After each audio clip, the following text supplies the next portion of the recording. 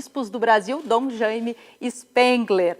Boa noite, Dom Jaime, muito obrigado por conversar com os telespectadores da TVE. Como é que está a ansiedade nessa contagem regressiva? Realmente, essa indicação para nós foi uma grande surpresa. Eu diria assim, numa linguagem da nossa gurizada, talvez a ficha nem caiu ainda direito, né? Mas estamos, sim, nos preparando para, no dia 4 de dezembro, viajar a Roma. No dia 7, no final da tarde, 16 horas, nós temos a celebração do consistório. E no dia 8, então, uma celebração eucarística dos cardeais, os novos cardeais, com o Santo Padre. Dom Jaime, o senhor estava em Roma e eu queria saber se o senhor, pelo menos, esperava, cogitava estar nesse anúncio do Papa Francisco. Não cogitava. Eu estava, era um domingo, né, meio-dia, eu tinha apenas terminado de ler um pequeno livro, era dia de descanso para nós que participávamos do sínodo, e disse, vou ver as notícias do Brasil. Nós tínhamos 5 horas de diferença naquele dia 6 de outubro. Entrei na internet, comecei a ver as notícias do Brasil e, de repente, o WhatsApp começou a disparar, dizendo, olha, parabéns, sucesso, coragem, estamos contigo. Eu disse, mas do que estão falando?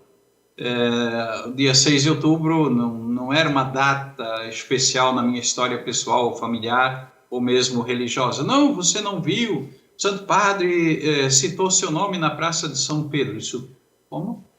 Não, o Santo Padre citou seu nome na Praça de São Pedro. Foi aí que me dei conta, então, depois de alguns minutos, do que estava acontecendo. Embora, quando eu me dei conta, já havia terminado a celebração do Ângelus também na praça.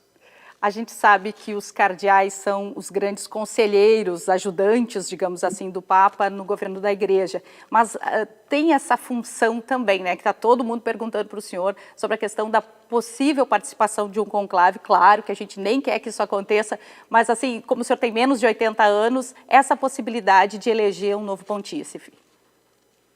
Certamente faz parte da missão dos cardeais, em caso de necessidade, eleger o novo pontífice. Essa é uma das funções. A outra é cooperar com o Papa nas indicações, nas orientações pastorais, etc., da Igreja em âmbito mundial. E é com muita simplicidade, com muita humildade, que nos expomos a esse serviço. Quando, da nomeação, dia seguinte, o Papa nos enviou uma carta, muito simples, singela, breve, mas no final da carta existe uma frase que eu creio que é mais ou menos um programa de vida, onde ele dizia assim, que o título de diácono se sobreponha ao de eminência. Eminência é o título com o qual se faz referência aos cardeais, e o Papa nos pede serviço, diaconia. Tá certo. A gente sabe que teve um precedente com o Papa Bento XVI de uma renúncia ao pontificado, mas esse não deve ser o caso do Papa Francisco. Qual é a sua opinião nesse sentido?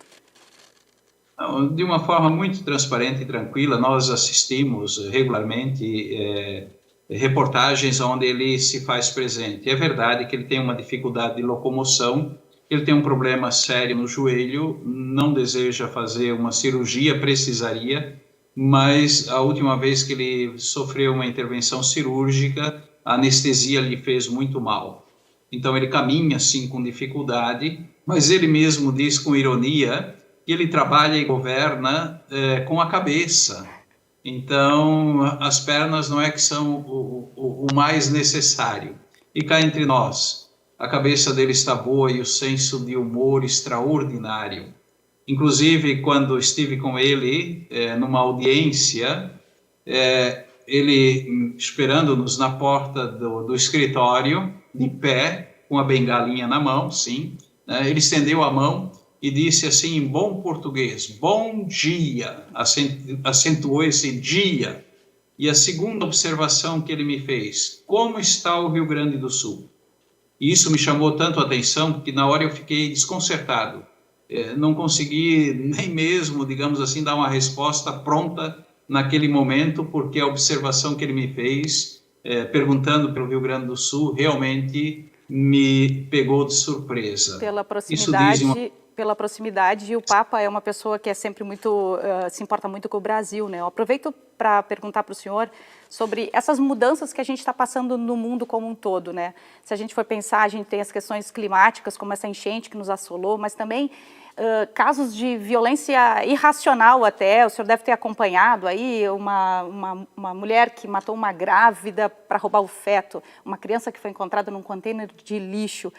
Tantas coisas acontecendo, essa dualidade nas famílias que às vezes divide as pessoas. Qual é o papel da igreja nessa busca de espiritualidade para esse mundo que a gente vive?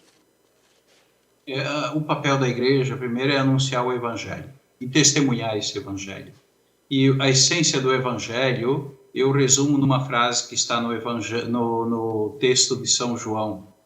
Vida e vida plena para todos. Aonde a vida é ferida, aonde a vida é desconsiderada, onde ela não é promovida, a igreja precisa e deve intervir. Então, com esse espírito, com essa orientação que nos vem do evangelho, que nós procuramos, sim, promover comunhão, sintonia, compreensão no seio da sociedade. Vivemos um tempo difícil. São 59 conflitos armados no mundo hoje, embora tenhamos notícia quase que diária de somente 2, mas existem outros 57. Você citou a reportagem ou a situação recente, né? E eu escutava a reportagem anterior, falando também da questão da poluição aqui dos nossos rios, etc.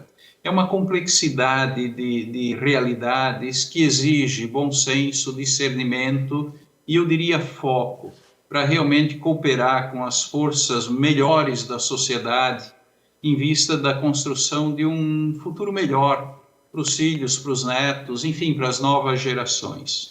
É o que todos queremos, com certeza. A gente agradece muito a participação do senhor aqui com a gente e que Deus te abençoe nesse novo caminho.